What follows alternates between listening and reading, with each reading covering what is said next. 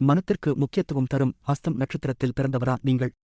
உங்களுக்கு ஏற்ற நட்பு நட்சத்திரங்கள் எவை என்பதை பற்றி பார்ப்போம்.